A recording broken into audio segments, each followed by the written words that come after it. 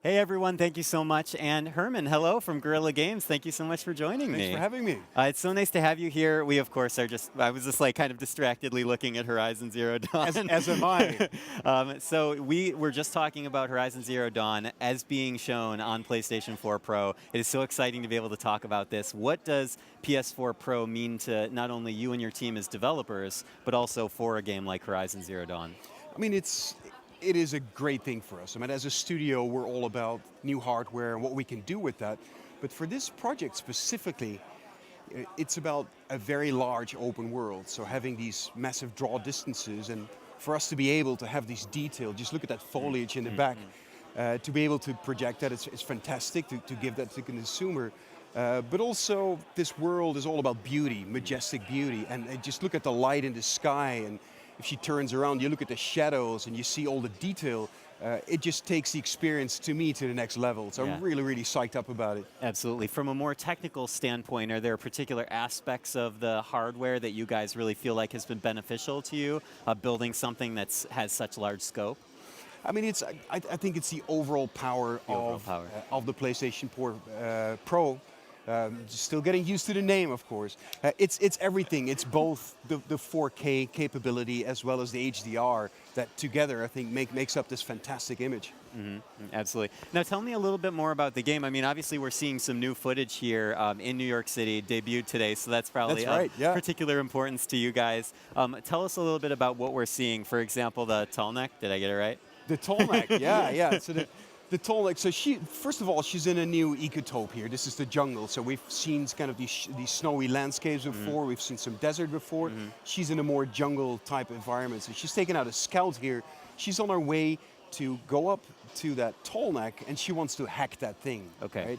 And that's going to give, well, let's not get into what kind of perks it's going to give you. Okay. But it's an important thing because it's going to unlock a whole lot of abilities for you, open up parts of the world to you.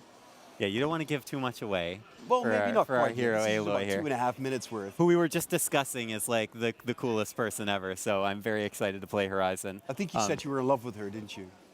That might have been you. Well, I don't want to put words in your mouth. I think it might have been you. I'll admit. And then tell me a little bit more about in terms of building a world like this. I mean, this must be incredible for the folks at Guerrilla Games because this is you guys as a team stepping into new territory and kind of quite literally because it's so, it's this incredible new world. It's on new hardware. I mean, tell me about what that's like. I mean, it is a wonderful opportunity. It's by a mile and a half the most ambitious project we've ever done, taken on at Guerrilla Games. Just compared to all your other projects? Absolutely, even compared to doing a launch title. For PlayStation 4, it is a very large world. We wanted to go after a different kind of beauty. So the grit beauty of Killzone, but now this kind of lush, wonderful, natural world.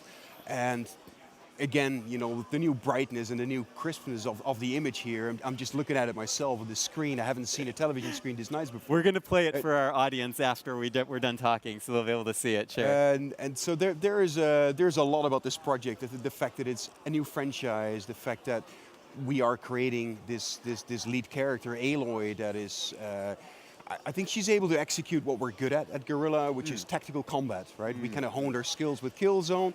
Now we're letting her go all out and doing that. And that's what this game is about, tactical combat. So what are some of the lessons that you as a studio learned from Killzone that, specifically in combat, kind of apply to Aloy? Because that is still a huge leap going from like first person, a little more, I don't want to say traditional science fiction, not to say that Killzone isn't unique, but now going to sort of almost a post-apocalyptic science fiction here with Horizon. Well, the thing is, the Killzone obviously was a science fiction game. Horizon is as well, right? It is nothing about that is fantasy. Everything is based on science and what we're doing. Clearly, the machines. I mean, we practiced a little bit with mechs, and we're taking that forward. The machines are a very essential part of this game. But then we started experimenting in the past, the Killzone franchise, with some more open levels. We're taking it to a seamless, wide open world. There's a lot of things that we're kind of pushing in many different directions. You see the flying Glinthawks over there, just to add that little character to the world. The level of distance you get in the image is just incredible, by the way, running on pro hardware. But yeah. So tell me a little bit more about the combat then, because Guerrilla Games prides itself on combat, kind of that deep tactical element. Absolutely. There's an element of kind of using your instinct and your senses, survey the landscape. That seems like it's very applicable here in Horizon. So you look at Aloy compared to these machines. I mean, she's clearly, she has the size difference is massive. She will be typically outgunned, so she will have to be very clever. So preparing for combat is very important. She's got her traps, she's got her tripwires, and then once she engages, it is, I mean, she's very fast, she's very agile, so we're building this whole game. You see the climbing mechanisms, the way she dodges, everything is very fluid, and the combat is supposed to be very fluid. We make that a consistent goal for this project. So it is also important in the combat that she can actually evacuate and re-stealth. She should be able, when there are too many machines of different kinds in her vicinity after her, then she should be able to retract and reconsider. She's going to re-engage or maybe get out. So it's kind of like preparing, engaging, and then evacuating after if necessary. And I guess I don't even think about that a lot, is that there is a stealth component to Horizon. I mean, is that important for you guys as a studio to kind of have to balance out those moments of intensity with moments of quiet and planning? Absolutely. I mean, different players have been playing this game in a very different way. So some people really like to hide out in the tall grass and take just kind of chill. Well, not like really. Maybe have chill a and look around. You can do that too, right? But also maybe pick out the machines one by one instead of kind of engaging a whole, or have say a watcher alarm the rest of them. So you get in trouble and a lot of chaos. Some people just like that slower paced combat, and that's fine too. I mean, there's a ton of different ways to play this game, to engage, but also to build up your Aloy. And then how about in terms of the enemy design? Because that obviously plays a huge role in the combat as well. You're dealing with such, they're both familiar and unfamiliar at the same time. Like to me, they kind of course, they're reminiscent of like prehistoric creatures, but they have such an alien element too. I mean, how do you guys deal with designing something like that? So most of them are based on real life animals. Yeah. And there's a purpose to that, because obviously when you see an animal, you expect a certain behavior. And you saw kind of a deer-like or herd-like machines out there, so you expect them to flee when you're after them. But if there's a more aggressive looking animal-like machine that you recognize from the wildlife, then you will be more careful. So there's a purpose to that. Okay, excellent. Well, I know we're running a little short on time, so I just want to ask you, maybe what is like your final takeaway from this event here in terms of the PS4 Pro, I can't even say it still. Yeah, PS4 Pro. That's right, PS4 Pro hardware. What is kind of a highlight for you, and what do you feel like is the most exciting thing looking forward for this technology?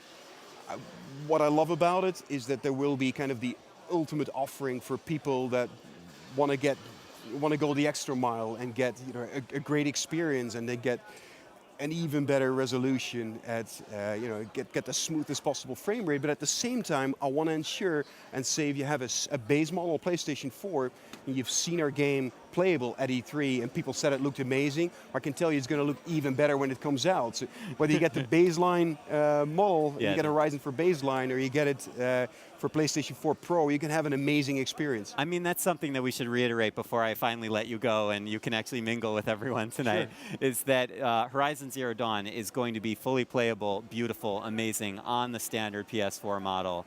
But you guys can get a little extra mileage out of that PS4 Pro hardware as well. I might get one myself. Really? Yeah, I might. I feel like we would just mail it to you or something. Maybe. We'll talk after this, and then maybe I can set you up with something. Wonderful. Does that sound okay? Thank you. Herman, thank you so much. It was a pleasure seeing you. PlayStation